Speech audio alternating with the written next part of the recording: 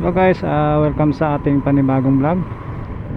Ngayon po ay pag-uusapan po natin ang tungkol po sa NCAP ng MMDA, ang No Contact Apprehension ng MMDA.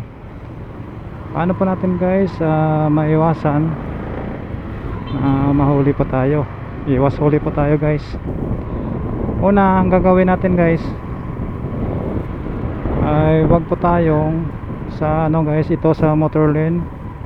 Wag po tayong umapak dyan dahil yun ang pinagbabawal nila na guys, apakan natin lalo dyan sa EDSA, sa may Commonwealth area.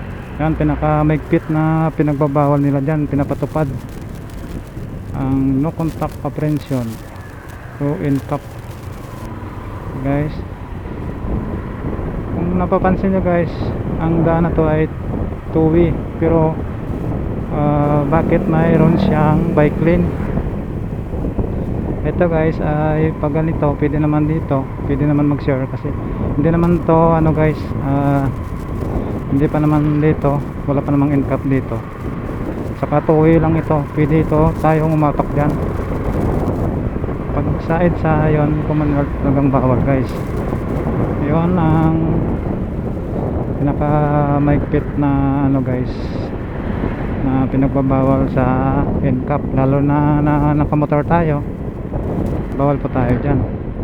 Pwede naman tayo guys mag U-turn, basta mayroong U-turn slots, pwede tayong kumaliwa kanan.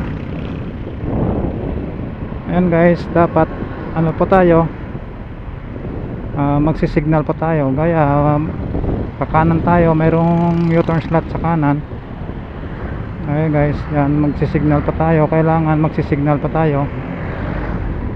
O kakaliwa, mayroon U-turn slots, magsisignal pa tayo.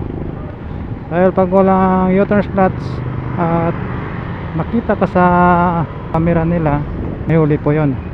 Tandaan po natin, pag mag-U-turn tayo, kaliwa o kanan, maglayo pa lang ang U-turn slots, magsisignal na po tayo para iwas tayo huli. Sunod, ang palipat-lipat natin ng daan guys, surfing yung tinatawag nila, yung palipat-lipat tayo ng lane.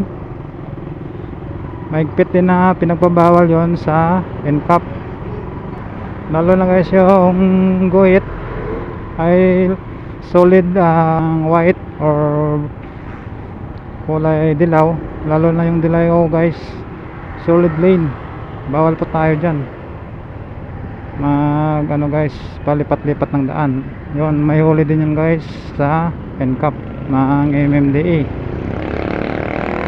Pwede naman tayo guys maglipat dyan, kaya pag yung linya ay broken lane, pwede po tayo doon, basta walang guys, walang sagabal.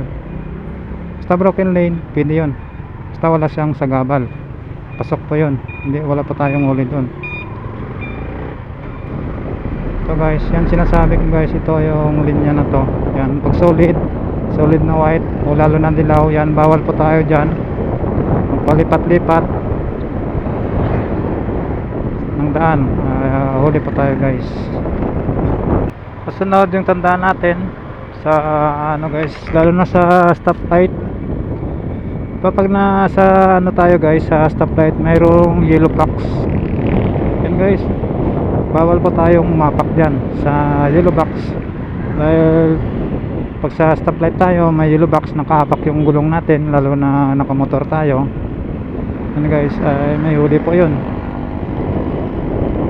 Saka iwas din tayo guys, disgrasya, dahil sa yellow box na yan, pag lumagpas tayo dyan, maliban sa mahuli tayo, mayroon din yun na guys, yung kakaliwa ka kanan, baka masagi pa tayo.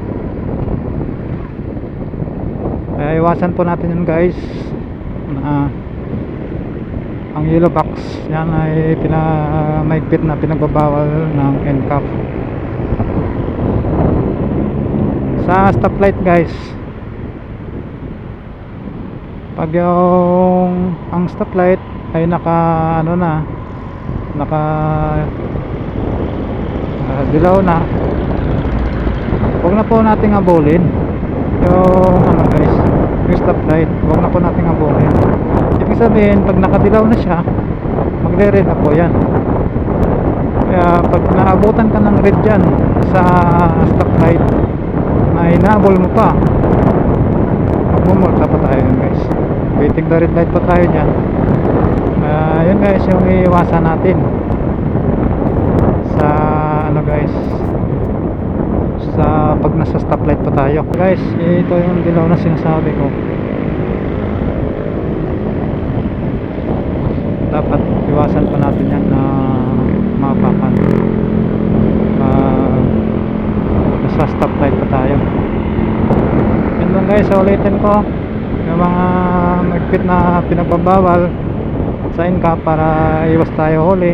Una, bawal pa tayong umapak sa bike lane, lalo na pag sa EDSA. Hindi naman lahat guys na lahat ay mayroong NCAP nilalagay nila. May mga designated area lang po, lalo na sa EDSA, kung saan lugar yung pinaglalagay na yung mga designated area lang po.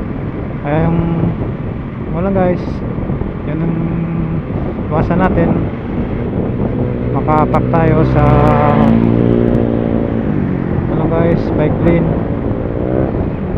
Pangalawa, bawal po tayo magpalipat-lipat ng daan o surfing, lalo na pag naka solid lane, white yan o yellow, lalo na yellow, yan bawal pa tayo guys.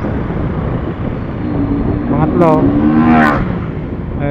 bawal po tayo makapak sa yellow box pag nandun sa stoplight. Ang pang-apat, wag na po nating habulin ang ano guys, ang stoplight, lalo na pag nakadilaw na siya, dahil sa sunod ng dilaw ay magre-red na po yan. Wag natin pong habulin yan, ay may huli pa tayo yan, waiting the red light. Maliban sa may huli dyan, baka makadisgrasya pa tayo guys. Kaya wag natin habulin ang ano guys, ang stoplight. Yung nakadilaw na, wag mo lang habulin, minto ka na guys para iwas huli pa tayo. Yun guys ang mga pinagbabawal sa NCAP, para ano guys, malaman natin kung may huli tayo sa NCAP o MMDA. I-type lang natin sa ano guys, sa Google ang may huli ka, yun malalabas dun guys. Tapos i-fill up natin yung ating MB file dun sa registration ng ating motor, sa certificate of registration sa CR. Makikita natin dun guys yung MB file na 15 numbers. Yan, itatype natin yun doon. Saka yung ano guys, yung plate number natin, itatype natin doon. Yan, makikita natin doon kung mayroon tayong huli sa traffic violation. Yun ang tanda natin guys. Ang pinaka the best sa NCAP para hindi tayo mahuli, siyempre magsusunod tayo sa traffic rules and regulation. Yun ang pinaka the best guys. Sumunod tayo. Alam na naman natin guys yung mga pinagbabawal, yung tinalakay natin, yun dapat sumunod tayo dyan. Ayun lang guys ang ating vlog. Sana po ay may natutunan kayo.